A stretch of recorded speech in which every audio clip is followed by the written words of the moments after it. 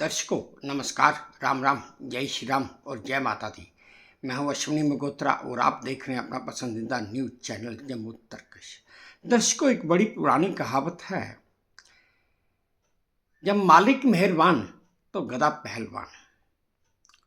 जब ऊपर वाला देता है तो छप्पर फाड़ कर देता है, लेकिन जब ऊपर वाला लेता है तो छप्पर क्या सब कुछ ले ही जाता है। ऐसा ही एक वाक्य फ्रांस में एक किसान के साथ हुआ है। उस किसान के खेत में तकरीबन 36,000 करोड़ रुपए का सोना मिला है और उस किसान की उम्र 52 साल है और नाम मिशेल यूपोंट है। विशेषज्ञों का मानना है कि इसके खेत में अभी और सोना भी हो सकता है। अभी तक तकरीबन 150 टन सोना मिला है और वहाँ के प्रशासन ने पर्यावरण पर प्रभाव और कानून का हवाला देकर किसान को अपने ही खेत में खुदाई करने से फिलहाल मना कर दिया है ना अजीब बात। अगली खबर ये है कि भारतीय डेलीगेशन जो दूसरे मुल्कों में जाकर पाकिस्तान को एक्सपोज कर रहा है, उनके साथ गुलाम नबी आज़ाद भी गए थे। कुवैत जाकर उनकी तबीयत खराब हो गई और उन्हें वहाँ के हॉस्पिटल में भर्ती करवाया गया है। कुवैत में गुलाम नबी आज़ाद इस समय डॉक्टरों की देख रेख में हैं और वो जिस प्रतिनिधिमंडल के सदस्य हैं वो वैजयंती पांडा के नेतृत्व में गया हुआ है। अगली खबर ये है कि नकदी के मामले में एक रिपोर्ट के मुताबिक जस्टिस जसवंत वर्मा के घर से जो अथाह नकदी मिली थी, उस पर एक रिपोर्ट के मुताबिक केंद्र सरकार इस मानसिक सत्र में महाभियोग का प्रस्ताव ला सकती है। बकौल reports, retired chief justice of India Sanjeev Khanna ने जस्टिस वर्मा के इस्तीफे से इनकार करने पर उनके खिलाफ महाभियोग चलाने की सिफारिश की थी, जो शायद इस मौन सत्र में हो जाए। अगली खबर यह है कि अमेरिकी राष्ट्रपति डोनाल्ड ट्रंप के बयान कि रूसी राष्ट्रपति व्लादिमीर पुतिन आग से खेल रहे हैं, इस बयान पर रूस के सुरक्षा परिषद और पूर्व उपराष्ट्रपति दमित्री मेदवेदेव ने प्रतिक्रिया दी है और उन्होंने कहा है कि मैं सिर्फ एक ही बुरी चीज़ के बारे में जानता हूं और वो है तीसरा विश्व युद्ध। मुझे उम्मीद है कि ट्रंप ये अच्छी तरह से समझते हैं। अगली खबर ये है कि चेन्नई के एक अम्यूजमेंट पार्क में टाइगन नाम की राइड खराब होने से 30 लोग तकरीबन 3 घंटे हवा में ही लटके रहे। अम्यूजमेंट पार्क के सुरक्षा अधिकारी और बाकी लोग उन्हें बचाने की कोशिश करते रहे। फिर आखिर में फायर ब्रिगेड की मदद से एक क्रेन लाकर एक आदमी को नीचे उतारा गया। आप ये वीडियो देखिए।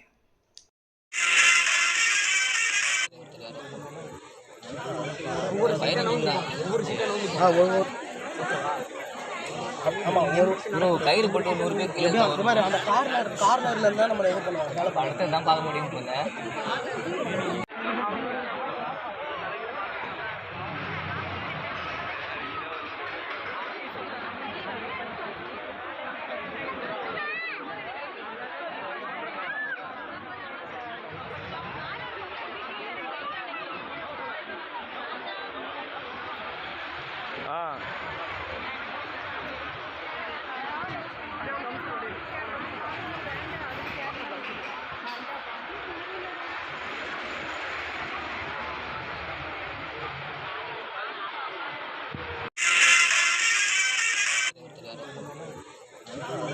ஒவ்வொரு சீட்டை நவுந்து ஒவ்வொரு சீட்டை நவுந்து ஆமா ப்ரோ கயிறு போட்டு 100 பேர் கீழே இந்த மாதிரி அந்த கார்னர்ல இருந்தா நம்ம இது பண்ணுவாங்க அதனால படத்தை தான் பார்க்க முடியும்னு இருந்தேன்.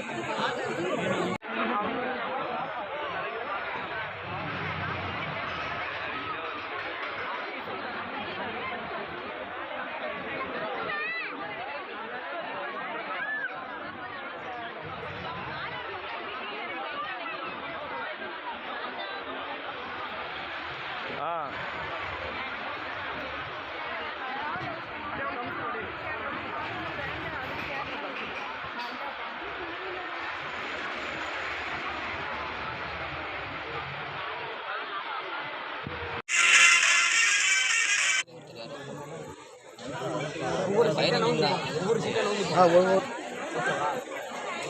ஆமா ப்ரோ கயிறு போட்டு 100 பேர் கீழே இந்த மாதிரி அந்த கார்னர்ல இருந்தா நம்ம இது பண்ணுவாங்க அதனால படத்தை தான் பார்க்க முடியும்னு இருந்தேன்.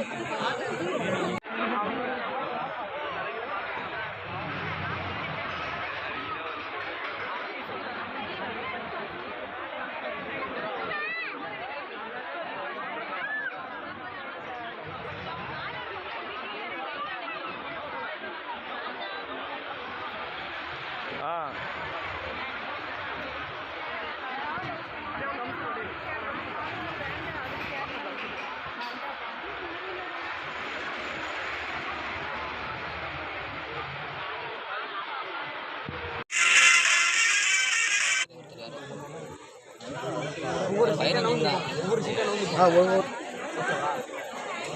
ஆமா ப்ரோ கயிறு போட்டு 100 பேர் கீழே இந்த மாதிரி அந்த கார்னர்ல இருந்தா நம்ம இது பண்ணுவாங்க அதனால படத்தை தான் பார்க்க முடியும்னு இருந்தேன்.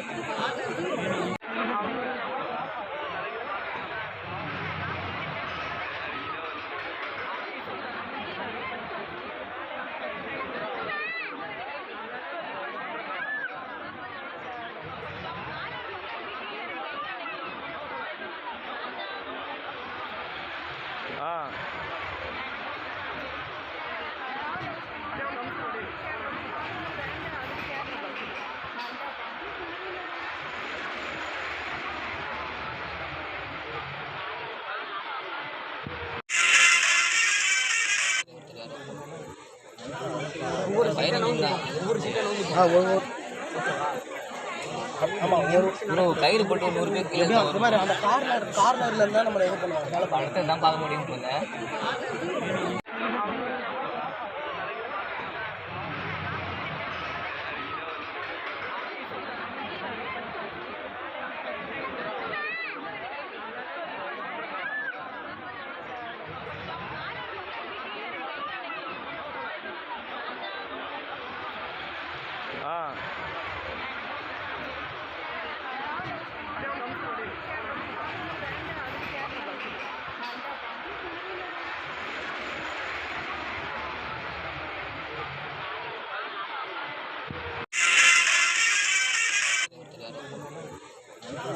ஒவ்வொரு சீட்டை நவுந்து ஒவ்வொரு சீட்டை நவுந்து भारतीय जनता पार्टी के सांसद श्री SS आलूवालिया ने कहा कि पाकिस्तान भारत से सीधा युद्ध तो नहीं कर सकता, इसीलिए उसने आतंकवाद का रास्ता चुना हुआ है।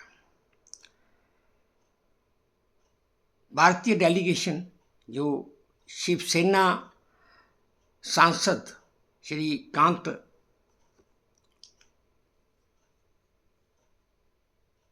शिंदे के नेतृत्व में कांगो गया हुआ है। कांगो में श्री SS साहब आलूवालिया ने ये बात कही। उन्होंने कहा कि पाकिस्तान 1965, 1971 और 1999 में युद्ध पूरी तरह हारने के बाद भारत से कुछ सीधा युद्ध तो कर नहीं सकता, इसलिए आतंकवाद को बढ़ावा देता रहता है। आप ये वीडियो देखिए जो मुझे V2 न्यूज़ के सौजन्य से प्राप्त हुआ है। India and Pakistan was declared by an act passed by British Parliament in 1947. Honorable Président, l'Inde et le Pakistan ont été créés par un décret du Parlement britannique en 1947. And two dominions were created. One is Pakistan and one is India. Et deux entités séparées ont été créées. L'un était l'Inde et l'autre le Pakistan. But since the beginning, Mais au tout début, Pakistan was engaged in different type of wars against India. le Pakistan s'est engagé dans des combats différents contre l'Inde. The first war was fought in 1965. La première guerre, c'était en 1965. They were defeated badly. On les avait battus. And in 1971, Et en The second 1971, war. la deuxième guerre, they were defeated badly, and Pakistan cut into two pieces, on les avait battus à tel point que nous avons divisé le Pakistan en deux. and a new nation was created, Bangladesh. Et une nouvelle nation a été créée qu'on appelle le Bangladesh. And the third war was 1999. Et la troisième guerre, c'était en 1999. Again, they were defeated very badly, Et encore, on les avait battus. and with the intervention of America, Avec l'intervention des États-Unis, ultimately they were withdrawn from the war. These three times in a conventional war they were defeated. avec, Now- avec toutes ces guerres que je vous ai citées, on les a toujours battus. Now they have adopted a new way of fighting India. Maintenant, ils se sont convertis en une nouvelle façon de combattre l'Inde. It is cross-border terrorism. Ils ont créé le terrorisme transfrontalier. And that too they are employing their people Et essaient d'utiliser leurs gens for terrorist activities pour des activités terroristes in the name of religion, Au nom that de is la religion. Islam, de l'islam and in the name of Allah. et au nom de Allah. And they started doing this mayhem in our country. Et ils ont commencé à agir comme ça dans notre pays. All such people are getting the support of training, ammunition, arms, everything they are getting, and the support of Pakistani army to sneak into our territory. Et tous ces gens ont la formation, les munitions, les armements et le soutien du And- Pakistan pour pouvoir s'infiltrer dans notre pays. Their main purpose is to destabilize the Indian system. Et leur but ultime, c'est de pouvoir déstabiliser le système indien. But they failed in their endeavor. Mais ils ont échoué. And now today, India became the fourth economy of the world, Et comme vous savez, l'Inde est devenue la quatrième économie du monde. and they are reeling under poverty. Et ils sont en train de crépir dans la misère. So our humble submission is that this rogue of terrorism Notre demande est telle que ce mode de terrorisme, is like a monster. c'est comme un monstre. Their main work is to destabilize democratically elected governments. Et leur mode opératoire ou leur intention, c'est pouvoir déstabiliser les gouvernements qui sont démocratiquement élus. Today it is threat to us, Aujourd'hui, c'est une menace pour nous. but tomorrow it will be threat to the rest of the world. Demain, ça sera une menace pour le monde entier. Because for the whole of the world, Parce qu'à travers tout le monde, wherever terrorist activities are happening, partout il y a des activités terroristes, you will find a connection in Pakistan. vous trouverez qu'il y a des ramifications avec le Pakistan. Either they have taken training there, Soit ils ont été entraînés là-bas, or they have taken logistic support from there. ou bien ils ont été armés par ces gens-là. So our humble submission to the DCR government to pursue this matter in the international forum, and within your system condemn it through the parliament, and move a motion in UNSC or African Union so that it can be highlighted, so the other world countries also support this cause against. दर्शकों, अगली खबर ये है कि निर्वासित पाकिस्तानी नेता और मुत्तहिदा कौमी मूवमेंट के फाउंडर अल्ताफ हुसैन ने मोदी से अपील की है कि आप हमारी मदद करें। उन्होंने कहा कि बंटवारे के बाद भारत से आकर पाक में बसे शरणार्थियों का मुद्दा अंतर्राष्ट्रीय मंच पर उठा है। उनका दशकों से उत्पीड़न हो रहा है और पाकिस्तान उन्हें वैध नागरिक मानता ही नहीं। हमें तो आज भी मुहाजिर ही कहा जाता है। अगली खबर है कि भारत में होने वाली मिस वर्ल्ड प्रतियोगिता अपने अगले अंतिम चरण में पहुंच चुकी है।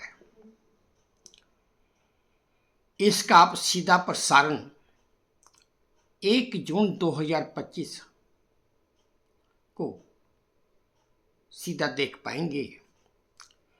इसका सीधा प्रसारण सोनी टीवी, सोनी नेटवर्क सुबह 6:30 बजे 1 जून 2025 को भारत में और उसके साथ 120 देशों में करेगा। और दर्शकों, आज की आखिरी खबर जो मैं आपके साथ साझा करना चाहता हूं वो ये है कि आप लोग के सब लोग आज की तारीख में पेटीएम, यूपीआई पेमेंट्स तो करते ही रहते हैं। कभी कोई सामान खरीदा या किसी गाड़ी का किराया दे दिया या कुछ और कर लिया, वो यूपीआई से पेमेंट हम करते ही रहते हैं, कई बार पैसा ट्रांसफ़र करते हैं। आज मैं आपको यूपीआई का एक नया इस्तेमाल भी दिखाने वाला हूँ। आप पहले ये वीडियो देखिए, फिर कमेंट करके बताइएगा कि कैसा अच्छा इस्तेमाल यूपीआई का है।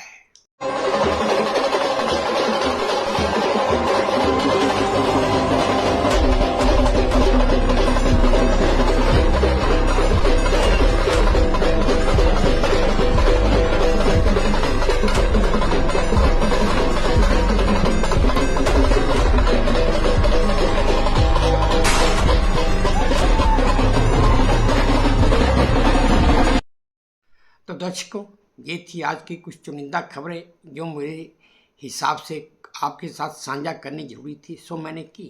उम्मीद करता हूँ कि आपको पसंद आई होंगी। अगर पसंद आई हैं तो फिर मेरी वही प्रार्थना कि प्लीज़ मेरे इस चैनल को लाइक कर दीजिए, शेयर कर दीजिए और सब्सक्राइब भी कर दीजिए। और हाँ, अपने कमेंट्स मेरे कमेंट बॉक्स में ज़रूर डालिए ताकि मैं उन्हें भी ध्यान से पढ़ सकूं और अपने आप में कुछ सुधार भी कर सकूं। बस अब इसी उम्मीद के साथ आपसे विदा लेता हूं कि आप अपना भी ध्यान रखेंगे, अपने देश का भी ध्यान रखेंगे। जय भारत और धन्यवाद।